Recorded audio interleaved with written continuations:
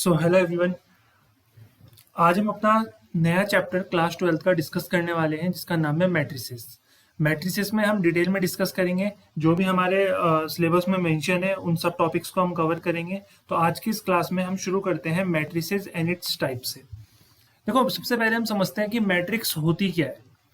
तो जब भी हम कोई नंबर्स को, ठीक है, जब भी हम किसी नंबर को रेक्टेंगुलर फॉर्म में अरेंज करते हैं, रेक्टेंगुलर फॉर्म में अरेंज करने का मतलब है अगर हम कुछ नंबर को, चाहे वो रियल हो या इमेजिनरी हो, उनको रोज एंड कॉलम्स की फॉर्म में अगर अरेंज करते हैं तो उसी अरेंजमेंट को, उसी सेट को हम क्या बोलते हैं? मैट्रिक्स बोलते हैं। तो जैसे एग्जाम्पल से हम समझते हैं कि लेट्स से कि मैं एक नंबर को अरेंज कर रहा हूँ 1 2 3 4। तो ये मैंने 4 नंबर्स हैं, इनको मैंने अरेंज कर दिया है रो और कॉलम में। तो यहाँ पर कितनी रो हैं? 2 रो दिख रही हैं, ठीक है। ये रो 1 है हमारी और ये हमारी रो 2 है। ऐसे ही अगर हम कॉलम की बात करें तो कॉलम 1 ये हो जाएगा और कॉलम 2 ये हो जाएगा। तो हमने क्या किया, कुछ नंबर्स को, कितने नंबर्स है, रो इंटू कॉलम करके जितना आता है, 2 इंटू 2 मतलब 4। तो 4 नंबर्स को हमने रेक्टेंगुलर एरे की फॉर्म में क्या किया, अरेंज किया। मतलब रोज और कॉलम्स में, किस में अरेंज किया हमने? रोज एंड कॉलम्स में हमने इनको अरेंज कर दिया है। तो उसी को हम बोलते हैं मैट्रिक्स। और जो इसका ऑर्डर होता है मैट्रिक्स का, वो ऑर्डर क्या होता है? Row into column, number of rows into number of column, वही हमारा क्या होता है? ऑर्डर। तो एक और एग्जांपल ले लेते हैं, जैसे ये भी तो हमारी एक मैट्रिक्स हो जाएगी। 1 2 3 4 5 6। तो ये भी हमारी क्या है? मैट्रिक्स है। इसमें हमने 6 नंबर को एक रेक्टेंगुलर एरे में क्या किया, अरेंज कर दिया। लेकिन इसका ऑर्डर कितना हो जाएगा? जितनी रोज होंगी, कितनी है रोज? 2 रो दिख रही है, मल्टीप्लाई नंबर ऑफ कॉलम्स। तो कॉलम्स कितने नजर आ रहे हैं? 3। तो इसका ऑर्डर हो जाएगा 2/3। इसको ऐसे रीड करते हैं 2/3, 2/2। क्लियर है? तो यहां से क्लियर हो गया होगा कि मैट्रिक्स क्या होती है। समझ में आया? मैट्रिक्स एक बार फिर से, कि मैट्रिक्स क्या होती है? जब हम mn नंबर्स के सेट को, m का मतलब होता है नंबर ऑफ रोज, n का मतलब होता है नंबर ऑफ कॉलम्स। तो अगर हम नंबर्स के किसी सेट को रेक्टेंगुलर फॉर्म में, मतलब रोज और कॉलम की फॉर्म में एक्सप्रेस करते हैं, तो उन्हीं नंबर्स का सेट जो कहलाता है वो कहलाता है मैट्रिक्स। और ये इसका ऑर्डर हो जाएगा। समझ में आया?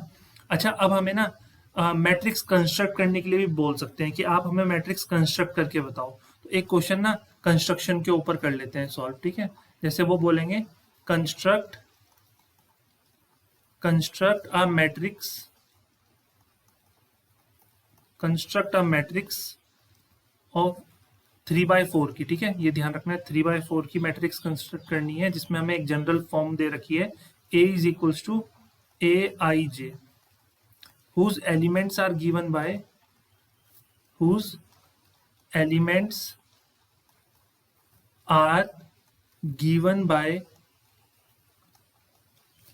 एलिमेंट्स हमें दे रखा है कि aij is equals to i plus j. अब देखो इस चीज को ध्यान से समझना। हमें बोल रखा है कि 3/4 की एक मैट्रिक्स कंस्ट्रक्ट करनी है। तो 3/4 की जो मैट्रिक्स होती है वो कैसे होगी? तो a इज इक्वल्स टू 3/4 की अगर मेरे को मैट्रिक्स लिखनी है तो 3/4 का मतलब होता है 3 रो हैं और 4 हमारे पास क्या होंगे? कॉलम होंगे। तो रो कितनी है? 3।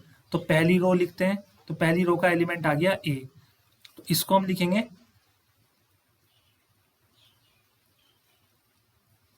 2 3 4, 1 2 3 और ये 4, 1 2 3 और ये 4। ये 3/4 की हमने एक मैट्रिक्स कंस्ट्रक्ट करी, ठीक है बच्चों। अब ये जो फर्स्ट वाला एलिमेंट है ये फर्स्ट रो का है, तो इसको आई जे लिखते हैं हम हमेशा, ए आई जे। क्लियर है? तो आई का मतलब होता है रो और जे का मतलब होता है यहाँ पे कॉलम। तो मेरे को ये बताओ कि ये वाला जो एलिमेंट है ये फर्स्ट रो का एलिमेंट है। देखो ये रो 1 है हमारी, ये रो 2 है हमारी और ये रो 3 है। सिमिलरली ये कॉलम 1 है, ये कॉलम 2 है, ये कॉलम 3 है और ये कॉलम 4 है। अब जो ये वाला एलिमेंट है ना, ये फर्स्ट रो का और फर्स्ट कॉलम का एलिमेंट है, तो इसको लिखते हैं A11। सिमिलरली ये वाला जो एलिमेंट है ये फर्स्ट रो का और सेकंड कॉलम का है, तो इसको लिखते हैं A12। ये वाला जो एलिमेंट है ये फर्स्ट रो और थर्ड कॉलम का है, ये फर्स्ट रो और फोर्थ कॉलम का है। सिमिलरली ये वाला जो एलिमेंट होगा ये सेकंड रो फर्स्ट कॉलम, ये वाला element second row second column, ये वाला element second row third column और ये वाला एलिमेंट हो जाएगा सेकंड रो फोर्थ कॉलम। ये वाला एलिमेंट होगा third row first column, third row second column, third row third column और थर्ड रो और फोर्थ कॉलम, तो A3 4। समझ में आया? अब हमें अगर मैट्रिक्स कंस्ट्रक्ट करनी है 3/4 की, तो हमें इनकी वैल्यूज चाहिए। किसकी वैल्यू चाहिए? A11, A12, A13, A14, A21, A22, A23, A24, इन सब की हमें वैल्यूज की रिक्वायरमेंट है। अब ये वैल्यूज कैसे निकलती है उसके लिए उन्होंने दे रखा है, देखो कि एलिमेंट्स आर गिवन बाय, भाई Aij जो है, Aij वो किसके बराबर है? I+j के बराबर है। तो सबसे पहले हम क्या करेंगे, A11 निकालते हैं। A11 किसके बराबर आ जाएगा? 1+1 के, मतलब 2 के बराबर। सिमिलरली A12 निकालेंगे तो वो 3 आ जाएगा। A13 निकालेंगे वो 4 आ जाएगा, और A14 निकालेंगे तो वो 5 आएगा। सिमिलरली A21 निकालेंगे वो 3 आएगा। A22 निकालेंगे वो 4 आएगा। A23 निकालेंगे वो 5 आएगा, और A24 निकालेंगे वो 6 आएगा। समझ में आ रहा है? सिमिलरली हम A31 की वैल्यू निकालेंगे तो वो I+j, मतलब 3+1 कितना हो जाएगा? 4। A32 की वैल्यू निकालेंगे वो 5 आ जाएगा। A33 की वैल्यू निकालेंगे वो 6 आएगा। A34 की वैल्यू निकालेंगे वो हमारा 7 आएगा। समझ में आ रहा है? तो जो हमारी मैट्रिक्स बनी है वो हमारी मैट्रिक्स बन जाएगी कितनी? 1 1 की वैल्यू कितनी है? 2 3 4 5, फिर ये है 3 4 5 और ये 6, ये 4 5 6 और ये 7, ये आ गए। यहाँ पे कितनी रोज नजर आ रही हैं? 3 रो। और कॉलम कितने नजर आ रहे हैं? 4। तो ये हमारा आंसर आ जाएगा। ये हमारी मैट्रिक्स कंस्ट्रक्ट हो चुकी है। तो समझ में आया किस तरह से मैट्रिक्स कंस्ट्रक्ट करते हैं। सबसे पहले तो जिस ऑर्डर की मैट्रिक्स कंस्ट्रक्ट करनी है उसको हम सिंपल फॉर्म में लिख देंगे, A11, A12, A13, और फिर जो एलिमेंट्स दे रखे हैं Aij = I+j, वही हम फॉर्मूला में अप्लाई करेंगे। समझ में आया? अगर हमें मान लो यहाँ पे Aij I+j की जगह हमें बोलते Aij जो है वो I इंटू जे है, तो अगर A11 निकालना होता तो मैं करता 1 इंटू 1 = 1। A12 निकालना होता मैं करता 1 इंटू 2 = 2। समझ में आ रहा है? तो वो हर क्वेश्चन में डिफरेंट केस हो जाएगा हमारा। तो यहाँ पे मैंने आपको सिखाया है कि मैट्रिक्स को किस तरह से कैलकुलेट किया जाता है। समझ में आया? और ऑर्डर क्या होता है मैट्रिक्स का? Number of rows into number of columns. इसको रीड करने का तरीका होता है m/n। जैसे यहाँ पे ऑर्डर 3 इंटू 4 है, तो इसको हम रीड करते हैं 3/4। सो आई थिंक इतना क्लियर हो गया होगा। ठीक है, देखो धीरे धीरे करके इसमें आगे बढ़ेंगे हम टॉपिक में, बिल्कुल हर एक चीज समझते हुए। ठीक है, क्योंकि हमारे बोर्ड में जो क्वेश्चंस आएंगे वो हमसे इजीली बन जाने चाहिए, तो उसके लिए जरूरी है कि हम चैप्टर को बहुत थोरोली समझें। अब देखो हमारा जो नेक्स्ट टॉपिक है वो है टाइप्स ऑफ मैट्रिसेस। अब इसको समझते चलेंगे। देखो अगर हम मैट्रिक्स के टाइप की बात करते हैं तो मैट्रिक्स के हमारे पास ढेर सारे टाइप हैं। सबसे पहले आता है हमारे पास रो मैट्रिक्स। रो मैट्रिक्स क्या होता है? A matrix having only one row. एक ऐसा मैट्रिक्स जिसमें सिर्फ एक ही रो हो उसको हम बोलते हैं रो मैट्रिक्स। एग्जाम्पल क्या हो जाएगा? जैसे एक मैट्रिक्स हम ले लेते हैं 1 2 4। देखो इसका ऑर्डर अगर हम देखें तो रो तो एक ही है और कॉलम कितने नजर आ रहे हैं? 3। तो देखो इसमें एक ही रो है ना, तो इसको हम बोलते हैं रो मैट्रिक्स। एक ऐसा मैट्रिक्स जिसमें सिर्फ एक ही रो हो। सिमिलरली कॉलम मैट्रिक्स की बात होगी तो एक ऐसा मैट्रिक्स जिसमें सिर्फ एक ही कॉलम होगा उसको हम बोलेंगे कॉलम मैट्रिक्स। रो कितनी भी हो सकती हैं, तो 1 2 3 4। तो देखो इसको ध्यान से देखो, इस मैट्रिक्स को। यहाँ पर रो कितनी है? 4, लेकिन कॉलम कितना है? 1। तो जिसमें एक ही कॉलम होता है उसको हम बोलते हैं कॉलम मैट्रिक्स। समझ में आया? नेक्स्ट हम बात करते हैं स्क्वायर मैट्रिक्स की, कि स्क्वायर मैट्रिक्स क्या होता है। देखो पढ़ो यहाँ पे क्या लिख रखा है, a matrix in which the number of rows is equal to number of columns. मतलब नंबर ऑफ रोज को हम किससे डिनोट करते हैं? m से, और नंबर ऑफ कॉलम को n से।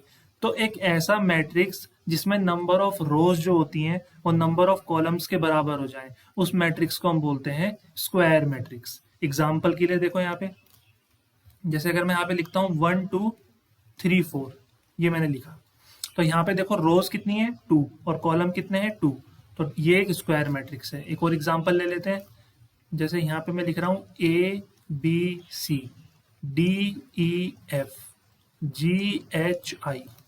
तो यहाँ पे अगर ध्यान दो कितनी रोज हैं? 3 रो, और कितने कॉलम है? 3 कॉलम। तो ये हमारा मैट्रिक्स बन जाएगा स्क्वायर मैट्रिक्स। इसके बाद हम बात करते हैं डायगोनल मैट्रिक्स की, कि डायगोनल मैट्रिक्स क्या होता है। देखो एक ऐसा मैट्रिक्स किसी भी मैट्रिक्स को हम डायगोनल मैट्रिक्स तब बोलते हैं जब डायगोनल एलिमेंट्स को छोड़ के बाकी सारे एलिमेंट्स क्या होते हैं, जीरो होते हैं। ध्यान से समझना भाई, डायगोनल मैट्रिक्स वही तो होगा जिसके डायगोनल एलिमेंट्स को छोड़ के बाकी सारे एलिमेंट्स जीरो है, मतलब उसकी पहचान जो है वो सिर्फ डायगोनल वाले एलिमेंट्स से है। जैसे एग्जांपल से समझाता हूँ, जैसे अगर मैं यहाँ पे लिखता हूँ 1 0 0 0 2 0 और 0 0 3, तो यहाँ पे ध्यान दो कि डायगोनल के एलिमेंट्स को छोड़ के, ये देखो डायगोनल के एलिमेंट्स है ना, इनको छोड़ के बाकी सारे एलिमेंट जीरो हैं। भाई डायगोनल के एलिमेंट को छोड़ के बाकी सारे एलिमेंट क्या नजर आ रहे हैं आपको, जीरो नजर आ रहे हैं, ये ना डायगोनल के एलिमेंट्स। तो इनको छोड़ के बाकी सारे एलिमेंट्स जो हैं वो जीरो नजर आ रहे हैं, तो इसको हम बोलते हैं क्या, diagonal matrix. So I hope कि समझ में आ गया होगा इतना डायगोनल मैट्रिक्स क्या होता है। इसके बाद हम बात करते हैं स्केलर मैट्रिक्स की। देखो स्केलर मैट्रिक्स को अगर आपको समझना है तो अगर आपने डायगोनल मैट्रिक्स समझ लिया है ना तो आप स्केलर भी समझ लोगे। स्केलर मैट्रिक्स भी एक तरह का डायगोनल मैट्रिक्स का ही पार्ट है, जिसमें डायगोनल एलिमेंट्स सारे क्या होते हैं, इक्वल होते हैं। मतलब scalar matrix is also a diagonal matrix in which all the diagonal elements are equal. मतलब डायगोनल को छोड़ के बाकी सब तो जीरो होने ही चाहिए, लेकिन डायगोनल एलिमेंट्स जो हैं वो भी सेम होने चाहिए। जैसे ऊपर वाला क्वेश्चन था, उसमें मैंने देखो, जैसे अगर मैं बात करूं ये 2 0 0, जैसे 2 0 0 0 2 0 और 0 0 2, तो यहाँ पे अगर हम ध्यान दें तो यहाँ पे हमारे पास क्या है, एक तो डायगोनल एलिमेंट्स जो हैं वो क्या है, जीरो है हमारे पास। सॉरी, डायगोनल एलिमेंट्स के अलावा जो एलिमेंट्स है वो जीरो है। इसका मतलब ये डायगोनल मैट्रिक्स तो है, और इसके अलावा जो डायगोनल के एलिमेंट्स हैं वो सारे इक्वल भी हैं आपस में, तो ये कहलाता है स्केलर मैट्रिक्स। तो इसको रीड करने का तरीका क्या हो जाएगा, इसको रीड करने का तरीका होता है कि a diagonal matrix in which all the diagonal elements are equal, उसको हम बोलते हैं scalar matrix. So I hope कितना समझ में आ गया होगा। इसके बाद हमारे पास आता है आइडेंटिटी मैट्रिक्स। देखो आइडेंटिटी मैट्रिक्स क्या होता है, आइडेंटिटी मैट्रिक्स एक ऐसा मैट्रिक्स होता है जिसमें डायगोनल एलिमेंट्स जो होते हैं वो वन होते हैं सारे, ठीक है, और जो नॉन डायगोनल एलिमेंट्स होते हैं वो जीरो होते हैं। इसको समझते हैं। देखो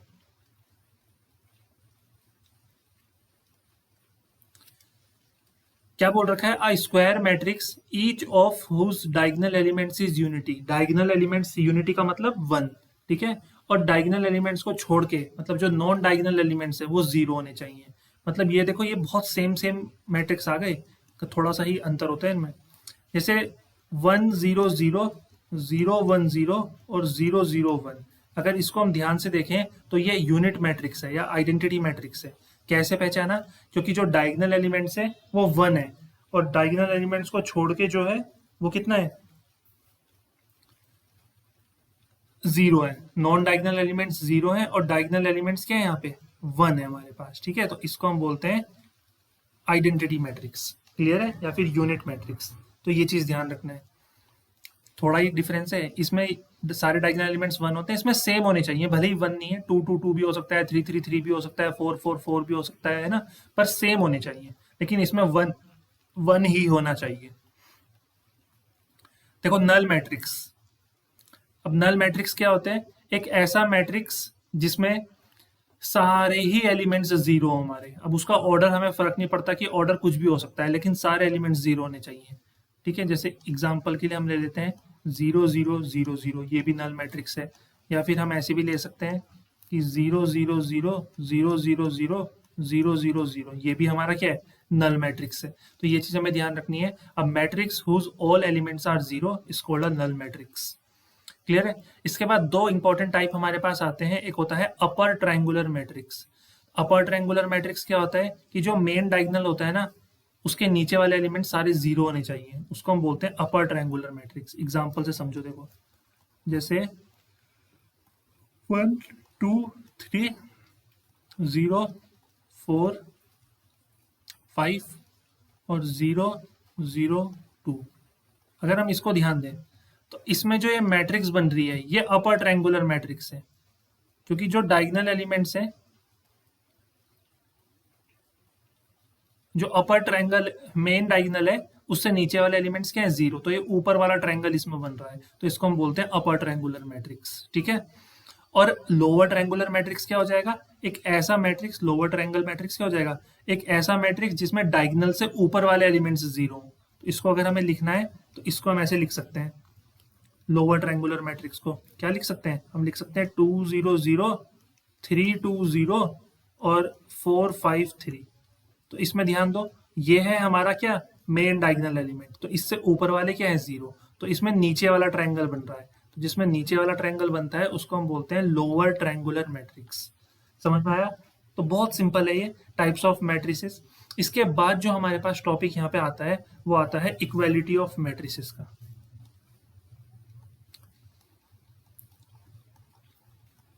इसके बाद कौन सा टॉपिक आता है, इक्वालिटी ऑफ मैट्रिसेस का। मतलब दो मैट्रिसेस अगर हमें गिवन है तो वो इक्वल कब होंगे, तो उनके लिए जो कंडीशन होती है वो हम पढ़ेंगे। तो two matrix are equal, two matrices are equal कब होते हैं वो इक्वल, इफ पहली कंडीशन क्या होती है कि जो नंबर ऑफ रोज है, नंबर ऑफ रोज है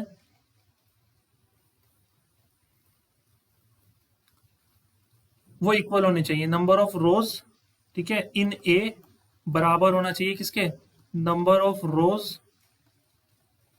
इन बी। सेकेंड कंडीशन क्या होती है कि नंबर ऑफ कॉलम्स जो होने चाहिए ए के, number of columns in A वो हमारे बराबर होने चाहिए number of columns in B के।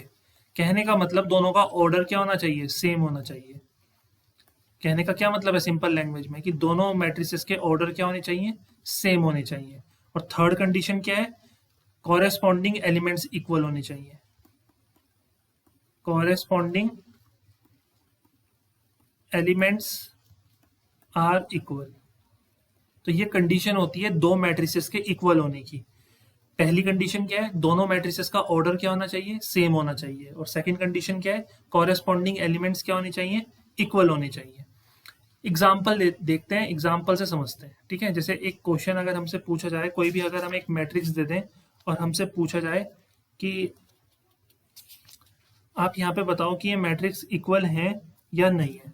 जैसे लेट से कि इफ एक मैट्रिक्स हमें दे रखी है a प्लस बी, यहाँ पे दे रखा है 5, फिर दे रखा है 2 और यहाँ पे दे रखा है ए बी। एक मैट्रिक्स ये है, ये मैट्रिक्स इक्वल है किसके, 6 2 5 8 के बराबर है। तो हमसे पूछ रखा है फाइंड ए एंड बी। तो ये ऑलरेडी बराबर है, तो ऑलरेडी बराबर होने का मतलब है कि यहाँ पर क्या होगा, यहाँ पर हमारे ऑर्डर सेम होंगे। इसका ऑर्डर भी 2/2 है और इसका ऑर्डर भी हमारा कितना है, 2/2 है। तो ये तो क्लियर हो गया, ऑर्डर सेम है। कॉरेस्पॉन्डिंग एलिमेंट्स भी क्या होने चाहिए, इक्वल। हमने कहा था ना, कॉरेस्पॉन्डिंग एलिमेंट का मतलब है इसका जो फर्स्ट रो और फर्स्ट कॉलम का एलिमेंट है वो इसके फर्स्ट रो और फर्स्ट कॉलम के बराबर होना चाहिए। मतलब a प्लस बी हमारा 6 के बराबर होना चाहिए।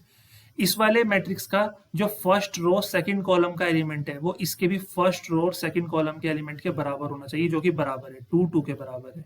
5 5 के बराबर है, तो ए बी किसके बराबर होना चाहिए, 8 के। अब हमें इन दोनों को सॉल्व करना है। तो अगर यहाँ से अगर हम b की वैल्यू निकालें तो b कितना आ जाएगा, 6 माइनस ए। अब इसको यहाँ पुट कर दो, तो 6 minus a is equals to 8। तो ये हो जाएगा 6a minus a square is equals to 8। तो माइनस ए स्क्वायर को उधर लेके जाओ तो प्लस का ए स्क्वायर बन जाएगा, 6a को उधर लेके जाओ माइनस 6a और प्लस 8 इज इक्वल्स टू 0। तो यहाँ से हम क्या splitting the middle term use करेंगे, तो a square minus 4a minus 2a plus 8 is equals to 0। तो यहाँ से a कॉमन ले लो, कितना बचेगा, a माइनस 4, और यहाँ से माइनस 2 कॉमन ले लो तो ये बचेगा a minus 4 is equals to 0। इसके बाद हम क्या करेंगे, यहाँ से a माइनस 4 कॉमन लेंगे, a माइनस 4 कॉमन लिया तो अब बचेगा a minus 2 is equals to 0। So a की वैल्यू कितनी आ गई, 4 and 2। तो a हमारा 4 and 2 है। तो व्हेन जब a हमारा कितना होगा 4, तो उस केस में b हमारा हो जाएगा कितना, 6 माइनस 4 कितना होता है 2। और when a is equals to 2 तो b हमारा कितना हो जाएगा, 4 हो जाएगा।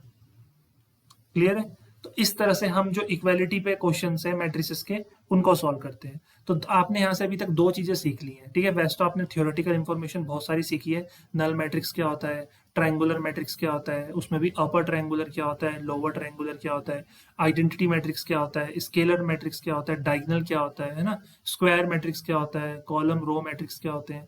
बट यहाँ से न्यूमेरिकल पॉइंट ऑफ व्यू से एक तो आपने मैट्रिक्स को कंस्ट्रक्ट करना सीखा है, ये देखो कि कैसे किसी मैट्रिक्स को हम कंस्ट्रक्ट करते हैं, ये आपने सीखा है। सेकेंड चीज जो आपने सीखी है वो सीखी है इक्वालिटी ऑफ मैट्रिसेस के बारे में, कि अगर दो मैट्रिसेस आपस में इक्वल हैं तो क्या कंडीशन होगी, एक तो ऑर्डर सेम होना चाहिए, सेकंड कंडीशन क्या है, कॉरेस्पॉन्डिंग एलिमेंट्स इक्वल होने चाहिए। तो उसके बेसिस पे हमने ये क्वेश्चन भी बना लिया है। सो आई थिंक इतना क्लियर हो गया होगा इक्वालिटी के ऊपर जो क्वेश्चन पूछे जाते हैं। अब हम यहाँ पे बात कर सकते हैं इसके अलावा कि एडिशन के ऊपर, ठीक है, प्रॉपर्टीज ऑफ मैट्रिक्स एडिशन, क्या क्या प्रॉपर्टीज होती हैं, तो उनके ऊपर हम बात करते हैं, ठीक है। तो हमारा नेक्स्ट टॉपिक जो यहाँ पे शुरू होगा वो होगा एडिशन ऑफ मैट्रिसेस के बारे में। Addition of matrices.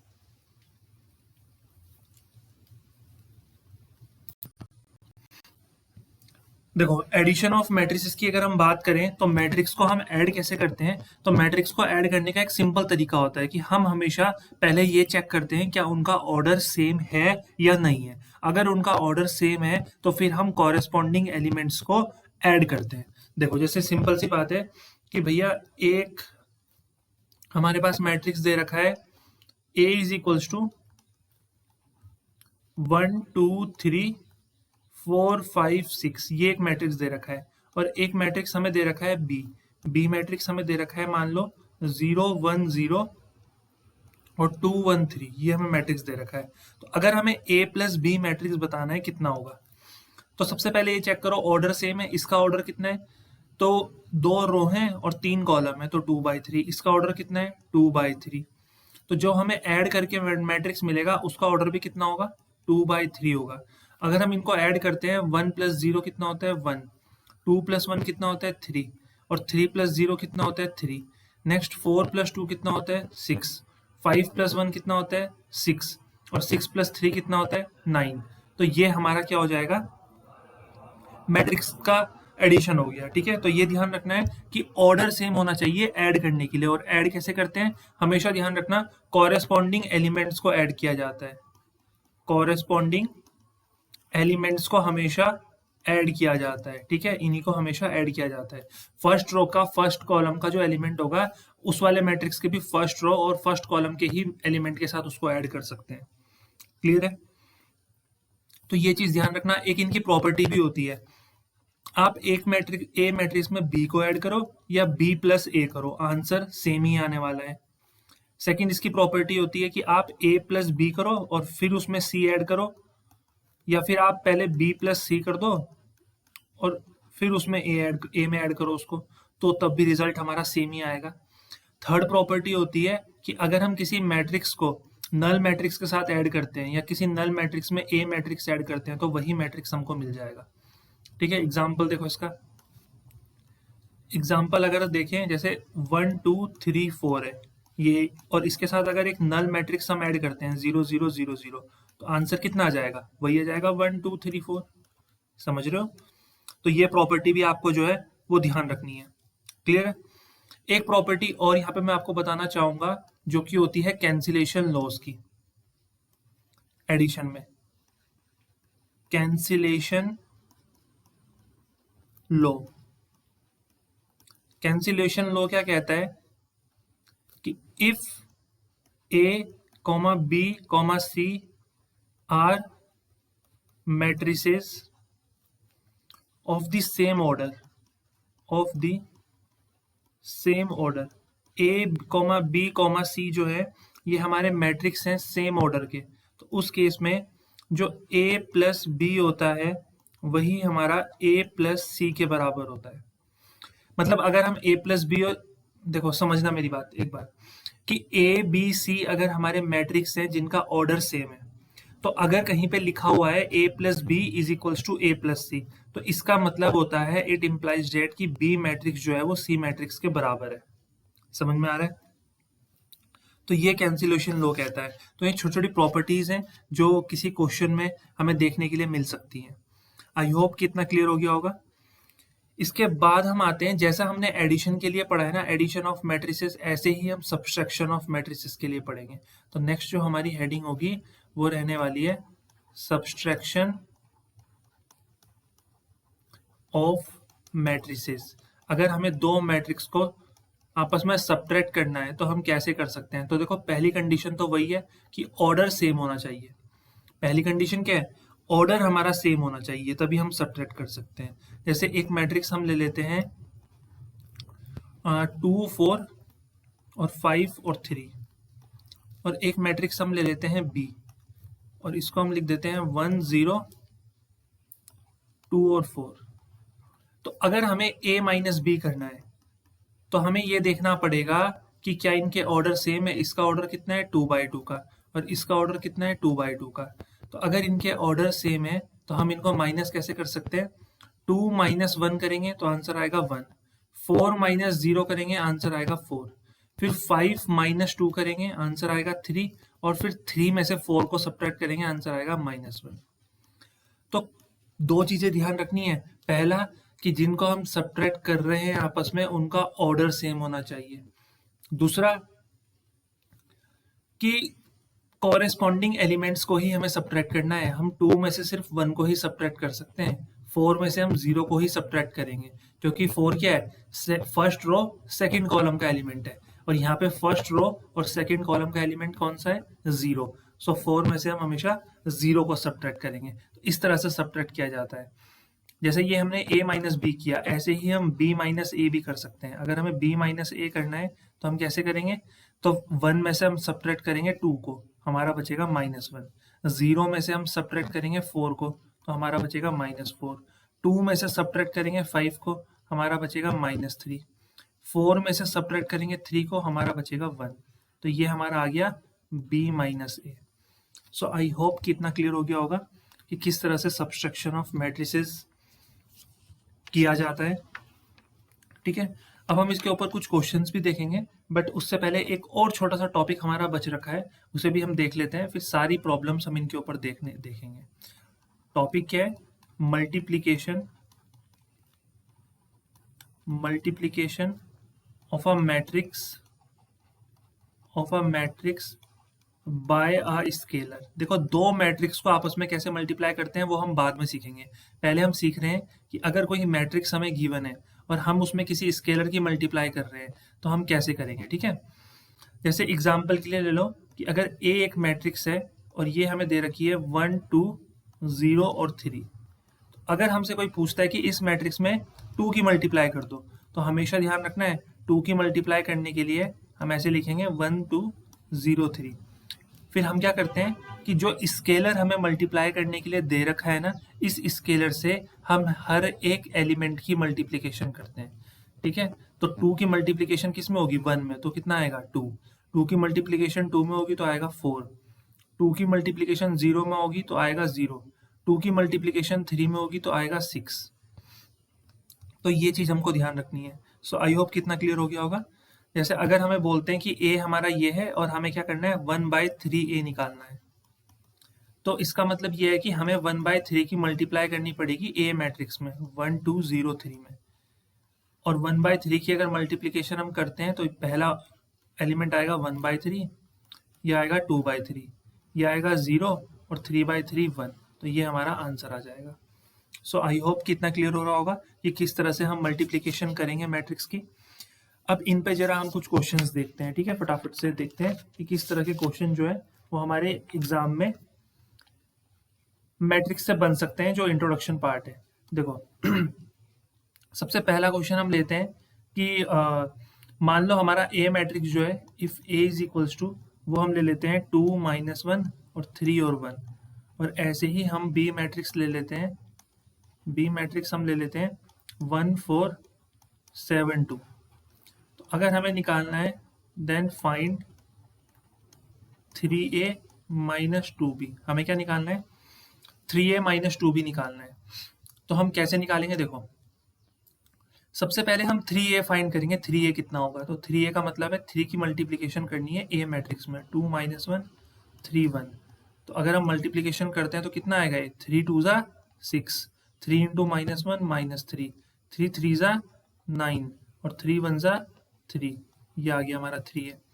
इसके बाद हम करेंगे 2a 2b की, तो 2 और b हमारा क्या आ जाएगा 1 4 7 2, तो ये हमारा आएगा 2 1 ज़ा 2, 2 4 ज़ा 8, 2 7 ज़ा 14 और 2 2 ज़ा 4, ये हमारा आएगा 2b। तो अब हम क्या करेंगे 3a माइनस 2b करेंगे। तो 3a कितना आया था हमारा 6 माइनस 3 9 और 3, ठीक है। और 2b कितना आया है हमारा 2 8 14 और 4। अब हम क्या काम करेंगे, अब हम इसको माइनस करेंगे, 6 माइनस 2 करेंगे 4 आएगा, -3 -8 -11, 9 -14 करेंगे तो -5 आएगा, और 3 -4 करेंगे -1 आएगा। तो ये हमारा आ गया 3a minus 2b। So I hope कितना क्लियर हो रहा होगा, ये हमारा यहाँ से आंसर आ गया। समझ में आ रहा है इतना? देखो नेक्स्ट क्वेश्चन हम एनसीईआरटी का लेते हैं, एनसीईआरटी का ही एक क्वेश्चन है, इसको हम सॉल्व करते हैं। देखो क्वेश्चन क्या है, क्वेश्चन बोल रहा है कि सिंप्लीफाई, क्वेश्चन दे रखा है कोस थीटा और फिर एक मैट्रिक्स बना रखी है cos theta minus sine theta, और फिर यहाँ पे लिख रखा है क्या sine theta upon cos theta, फिर प्लस साइन थीटा, यहाँ पे हमें दे रखा है sine theta minus cos theta और कोस थीटा और साइन थीटा, ये दे रखा है। इसको हमें सिंप्लीफाई करना है और देखना है हमारा आंसर कितना आएगा। तो चलिए करते हैं। सबसे पहले हम क्या करेंगे कोस थीटा की मल्टीप्लाई अंदर करेंगे, तो जैसे ही हम कोस थीटा की मल्टीप्लाई करेंगे ये हो जाएगा हमारा कॉस स्क्वायर थीटा, और ये हो जाएगा कितना कोस थीटा साइन थीटा, ठीक है। यहाँ पे मल्टीप्लाई करेंगे तो ये हो जाएगा माइनस का साइन थीटा कोस थीटा, और ये हो जाएगा कॉस स्क्वायर थीटा, फिर प्लस, अब साइन थीटा की मल्टीप्लाई करते हैं तो साइन स्क्वायर थीटा और माइनस का साइन थीटा कॉस थीटा, और ये हो जाएगा कितना साइन थीटा कॉस थीटा, और ये हो जाएगा हमारा साइन स्क्वायर थीटा। अब अगर हम इनको ऐड करते हैं आपस में, अगर हम इनको ऐड करें तो कॉरेस्पॉन्डिंग एलिमेंट को ऐड करते हैं, सिखाया था ना मैंने एडिशन में, कॉरेस्पॉन्डिंग एलिमेंट को ऐड करेंगे, मतलब कॉस स्क्वायर थीटा में क्या ऐड होने वाला है, कॉस स्क्वायर थीटा में हमारा ऐड होगा साइन स्क्वायर थीटा, समझ में आ रहा है। और इसमें क्या ऐड होगा minus sine theta cos theta में क्या ऐड होने वाला है प्लस का sine theta cos theta, sine theta cos theta, फिर कोस थीटा साइन थीटा में क्या ऐड करेंगे माइनस का साइन थीटा कोस थीटा, और कॉस स्क्वायर थीटा में क्या ऐड करेंगे साइन स्क्वायर थीटा। अब एक बात मेरे को बताओ यहाँ से कि जो cos square theta plus sine square theta होता है ये तो 1 होता है, जस्ट सेकंड ना, थोड़ा सा यहाँ पे ये साइन थीटा है ना हमारा, क्योंकि हमने क्या किया cos theta plus sine theta और फिर उसमें ऐड किया minus sine theta cos theta, इससे ये कैंसिल हो गया। अगेन ये माइनस का ये प्लस का ये कैंसिल हो गया, तो ये तो जीरो आ गया, ये भी जीरो आ गया। Again cos square theta plus sine square theta कितना होता है 1 होता है, तो ये हमारा सिंप्लीफाई करके आंसर आ चुका है। तो इस तरह से हम क्या करते हैं एडिशन करते हैं, समझ में आ रहा है। तो ये हमारा हो गया एडिशन कंप्लीट। देखो हमने स्केलर से मल्टीप्लिकेशन करनी सीख ली है, एडिशन करनी सीख ली है, ऐसे ही हम सब्सट्रैक्शन भी कर सकते हैं, ठीक है। तो इसमें कंफ्यूज होने वाली कोई बात नहीं है। एक क्वेश्चन में इस तरह का एक और कराता हूँ, ये सीबीएसई में पूछा हुआ क्वेश्चन आपके बोर्ड एग्जाम में, इसको करते हैं, ठीक है। बिल्कुल एकदम बेसिक क्वेश्चन है।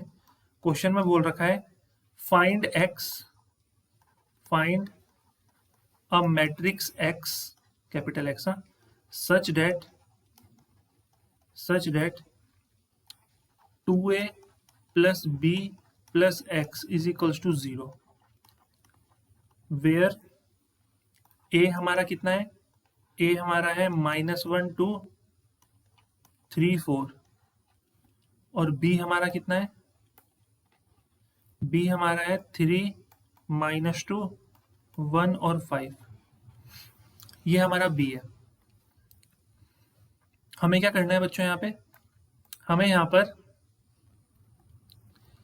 x की वैल्यू फाइंड करनी है। देखो 2a plus b plus X is equals to null matrix के बराबर है, ठीक है, 0 के।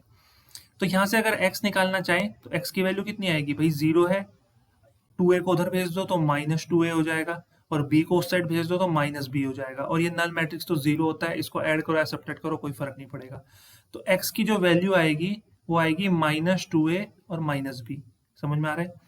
अब इसको सॉल्व करना है, तो x हमारा हो जाएगा -2 और a मैट्रिक्स कितना है, -1 2 3 4, और -b मैट्रिक्स कितना है, 3 -2 1 5, क्या आ गया। तो x इज इक्वल्स टू -2 की मल्टीप्लाई अंदर करो तो -2 इंटू -1 2 हो जाएगा, -2 इंटू 2 -4, -2 इंटू 3 -6, और -2 इंटू 4 -8, ये हो जाएगा। फिर माइनस का साइन लगाएंगे, ये हो जाएगा 3 -2 1 5। अब x इज इक्वल्स टू, देखो ध्यान देना, 2 में से अगर हम 3 को सब्ट्रैक्ट करते हैं तो आता है -1, कॉरेस्पॉन्डिंग एलिमेंट्स को सब्ट्रैक्ट करना है, ठीक है। तो 4 में से अगर हम, ये देखो ये क्या है -4, इसमें हम माइनस कर रहे हैं -2 को, तो -4 और ये माइनस माइनस प्लस हो जाएगा, तो -4 + 2 कितना होता है, -2, तो यहाँ पे आएगा -2। अब -6 में से हम माइनस करेंगे किसको, 1 को, तो ये आएगा -7। अब -8 में से हम माइनस करेंगे किसको, 5 को, तो ये आएगा -13। तो ये हमारा x मैट्रिक्स आ गया, ठीक है, ये हमारा क्या हो जाएगा, आंसर होने वाला है यहाँ से बच्चों। तो इतना क्लियर हुआ। तो इस तरह से हम क्या करेंगे, मैट्रिक्स जो है वो निकाल सकते हैं। सो आई होप कि क्लियर हो गया होगा। देखो आज की इस क्लास में हमने क्या सीखा, हमने एडिशन सीखा है मैट्रिक्स का, हमने सब्सट्रैक्शन सीखा है, हमने ये सीखा है कि अगर हम किसी मैट्रिक्स में किसी स्केलर की मल्टीप्लाई करते हैं तो रिजल्ट कितना आएगा। उसके अलावा हमने सीखा है कि क्या कि दो मैट्रिक्स आपस में इक्वल कब होते हैं। उसके अलावा हमने टाइप्स ऑफ मैट्रिसेस के बारे में पढ़ा है, और मैट्रिक्स होती क्या है हमने ये भी जाना है, और कैसे हम उस मैट्रिक्स को कंस्ट्रक्ट करते हैं, ये पर्टिकुलर टॉपिक है ना, हमने ये भी सीखा है। तो आज की इस क्लास में हमने मैट्रिक्स का एक इंट्रोडक्शन बेस जो है वो अपना स्ट्रॉन्ग कर लिया है। अब नेक्स्ट लेक्चर में हम बात करने वाले हैं जो मैट्रिक्स का मल्टीप्लिकेशन होता है, दो मैट्रिक्स को आपस में हम मल्टीप्लाई कैसे करते हैं।